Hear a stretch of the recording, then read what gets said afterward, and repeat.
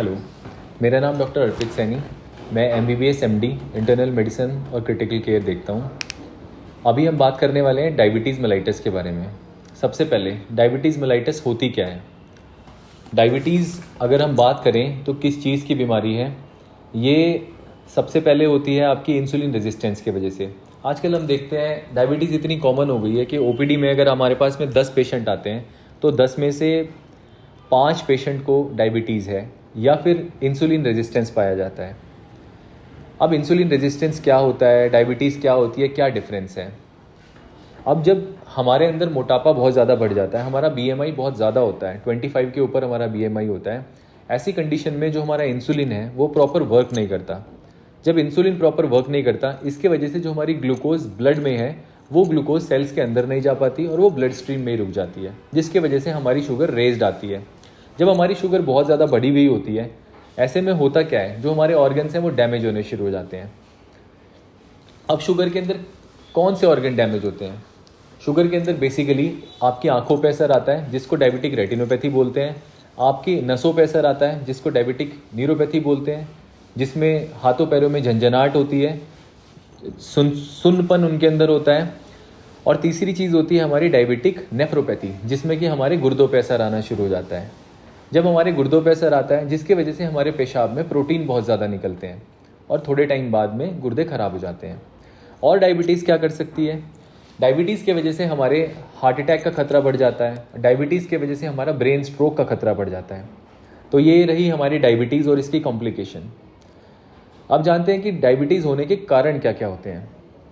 अमूमन चीज़ें ऐसी होती हैं, सबसे पहले अगर आपके पेरेंट्स को डायबिटीज़ है या फिर आपकी फैमिली हिस्ट्री डायबिटीज़ की है तो आपके डायबिटिक होने के चांसेस बहुत ज़्यादा बढ़ जाते हैं। अगर मैं बात करूं आपके अंदर जीन प्रेजेंट है डायबिटीज़ के लिए, यानी कि आपके पेरेंट्स मदर या फादर डायबिटिक हैं, तो आपकी प्रोबेबिलिटी बहुत हाई हो जाएगी डायबिटिक होने की, अगर आप कुछ ऐसी चीज़ें यानी कि कुछ एक एनवायरमेंट उन जीन्स को प्रोवाइड कर दें जिससे वो अपने आप को एक्सप्रेस कर पाएँ। उस एनवायरमेंट में क्या आता है? उसमें आता है आपका मोटापा, उसमें आता है आपका तनाव, बहुत ज़्यादा स्ट्रेस लेना, उसके अंदर आता है आपकी स्लीप, अगर स्लीप हैबिट आपकी ख़राब है, उसके अंदर आता है आपका स्मोकिंग, उसके अंदर आता है आपका जो है एल्कोहल, उसके अंदर आता है आपका सीडेंटरी लाइफस्टाइल, यदि आप किसी तरह का व्यायाम नहीं करते हैं। यदि आप इनमें से किसी भी तरह की चीज़ें अपनाते हैं तो वो जीन्स अपने आप को जल्दी से एक्सप्रेस करना शुरू कर देंगी। जहाँ आपके पेरेंट्स 55-60 साल की उम्र में जाके डायबिटीज़ हुए होंगे, आप जो है 30-35 में डायबिटिक हो जाएंगे।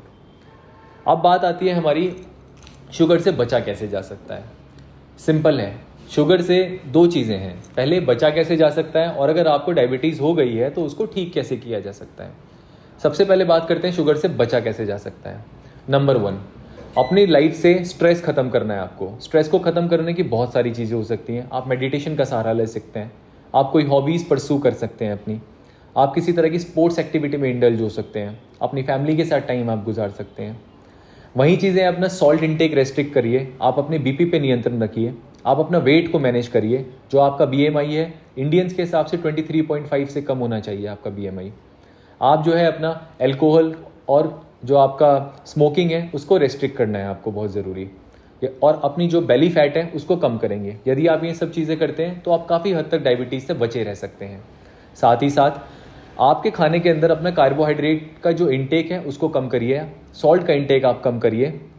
जितना ज़्यादा हो सके आप प्रोटीन डाइट लीजिए, जितना ज़्यादा हो सके आप फाइबर्स की मात्रा लीजिए, पेट अपना साफ रखिए। यदि आप ऐसा करते हैं तो काफ़ी हद तक आप डायबिटीज़ से बच सकते हैं। अगली चीज़ आती है कि अगर आप डायबिटिक हो गए हैं तो फिर क्या करना चाहिए।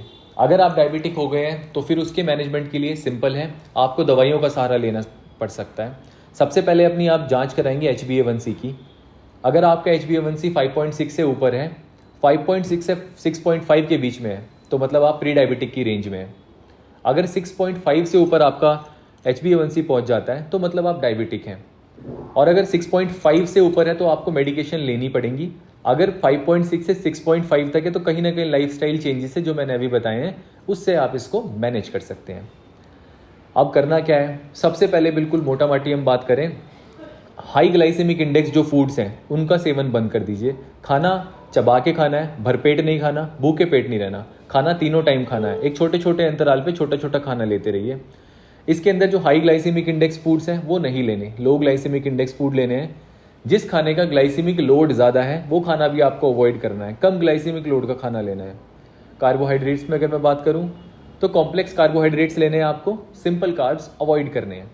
तो अगर हम बात करें आलू, चावल, चीनी, मैदा, ये इस तरह की चीज़ें होती हैं जो हमें अवॉइड करनी है। ये आपकी सिंपल शुगर्स होती हैं। तो बेसिक रहा, आलू, चावल, चीनी, मैदा, 4 चीज़ें, इनका परहेज़ रखना है। तीनों टाइम खाना खाना है, चबा के खाना है, भरपेट नहीं खाना, भूखे पेट नहीं रहना। और सुबह के टाइम पे अपने लाइफस्टाइल में एक्सरसाइज ज़रूर इंक्लूड करनी है आपको।